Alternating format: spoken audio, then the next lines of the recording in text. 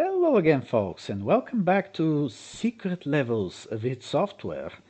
Today we'll be diving into Commander Keen episode 3, Keen Must Die. Ooh, I bet if game was made nowadays, it would have probably been called Keen Must Be Unalived. Yeah, so Keen 3 was the third and final episode of the first Keen trilogy, Invasion of the Vorticons. You can see the cover and the actual disc on your screen. And being the third game, it is kind of difficult. Well, actually, there are some easy levels, but there are some really nasty ones. Especially the so-called military installation levels are very difficult, very nasty. Fortunately, they are optional. But guess what? They don't tell you this. So when you play the game for the first time, you don't actually know where your objective is, where you have to go to beat the game. So you would usually end up trying to beat most of the levels, and thus you'll get into these nasty military installations and have your behind kicked pretty bad.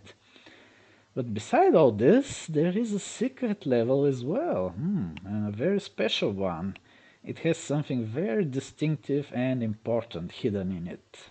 You'll see it in a second. Oh, also, this may sound like a joke, but Keen Episode 3 is one of the most violent games id Software have ever made. And that's without having any blood in it, actually. Why is it violent? Well, because the overall premise of the game is that you're on the Vorticon planet and you're invading their homes, shooting them in their own bedrooms. It's kind of morbid. Oh, and there are schools as well, in which the game gives you the complete freedom to, how do you say it, go postal? Yeah, it can get pretty dark at times. So anyway, let's jump into this horrible, violent game.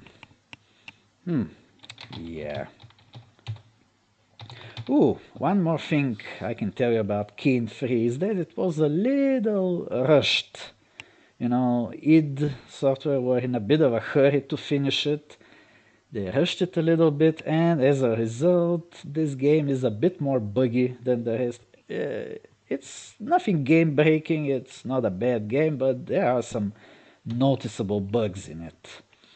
And some of the levels had some design errors in them, like inaccessible areas, most of which were fixed, but not all of them. And here we are. Keen must die. Oh, speaking of bugs, they messed up the treasure items. According to this help, the candy bar is supposed to be 100 points, and the burger is supposed to be 500. But they switched them around. It's a programming bug. So the candy bars give 500 points and the burger 100 points. And the result of this is significant score inflation. So in this game you can usually get considerably high scores than in Keen 1 and 2. And speaking of 2, in case you missed the previous video, Keen episode 2 doesn't have a secret level, that's why we're skipping it altogether.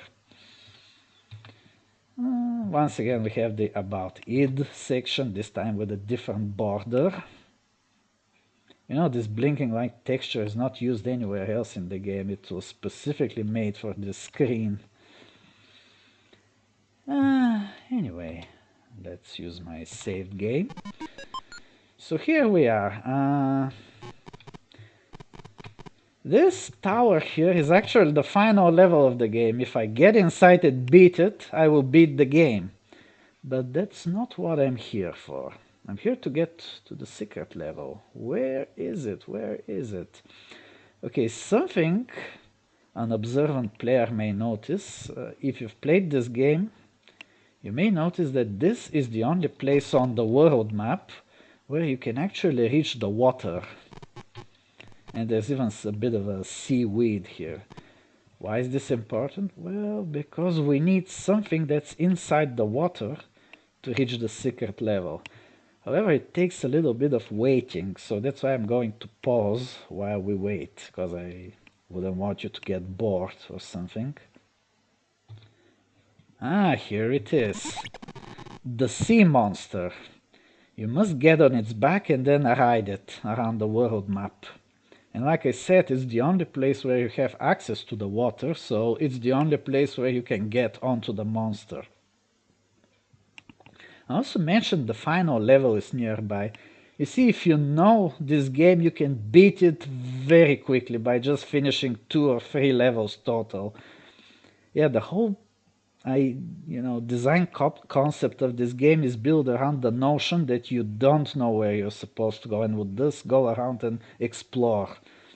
But if you know where to go, you can speed run the hell out of this game. Yeah, it's very suitable for speed running. Okay, so we're still swimming around with the monster. Swimming. I think its name is Messie, because it comes from the lake of Loch Ness. And now the monster will stop by this little island, this little isolated island, which is pretty well hidden. And if this island is hidden, then this place here is the secret level. Ooh, I found it. Just let me check. I have enough ammo. I'm going to need it in a while. Also, do you see this called Ang Time? This was the first game to have a power-up in it.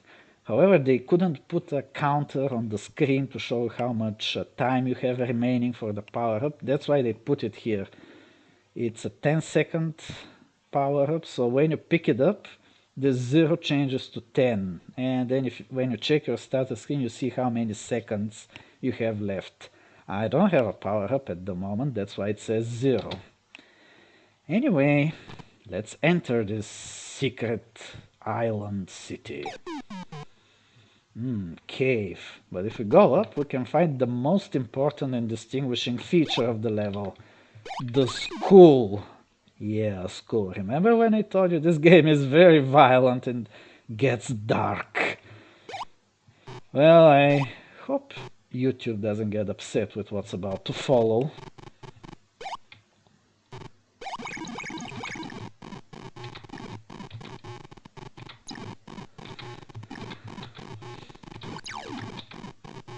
Ouch. Okay, they can defend themselves by knocking me down.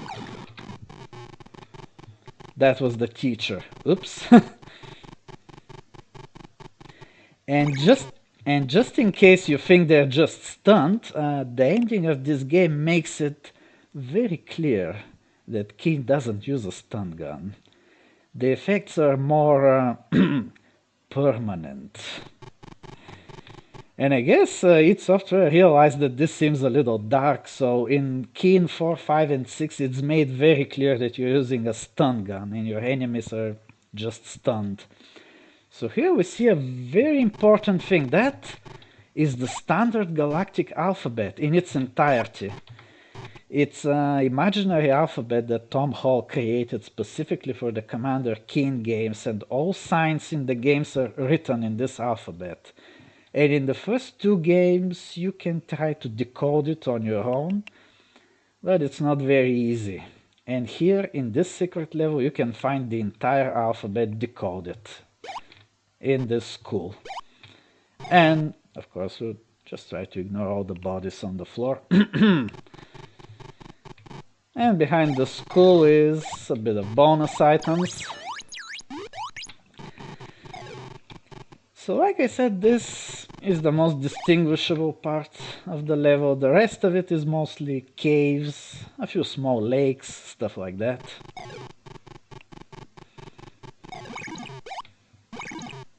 You know, some of the kids escaped.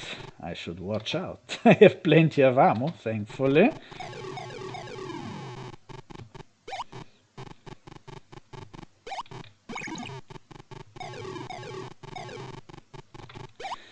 Well, you see these yellow guys? They're very easily scared, and if you touch them, they get so nervous that they explode. Ooh, yeah, this game is dark. That's one exit, but we don't want that. There are other exits as well.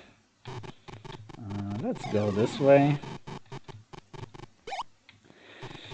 So for the rest of the level there aren't any enemies, just caves with bonus items and stuff. Some ammunition here and there. Some climbing. Yeah, after the whole excitement of the school, the rest of the level isn't all that interesting. It's just pumping up your high score, if you care about this. And like I mentioned earlier, you can get some really high scores in this game because of the swapped treasure items. A bug that was never fixed, even though they did fix some other stuff.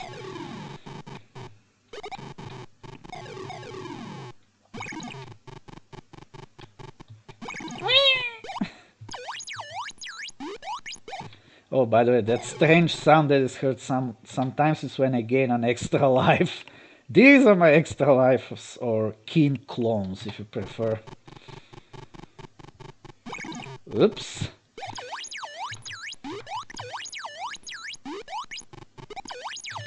And here's the other exit, though you can ignore it and climb up here to get some more points and maybe a little bit of ammo. We'll see. Just don't touch the water. Keen dies in water. Even water as shallow as this. Yeah, I guess he's allergic or something. Yeah, that's ammo. This is the first game to actually include a separate ammo pickup, which is not the weapon itself. Above my head you can see several pistols, which give you, I think, 5 shots or something. And the ammo pickup gives you just 1 shot. It's kind of like those ammo pickups in Wolf 3D or Doom.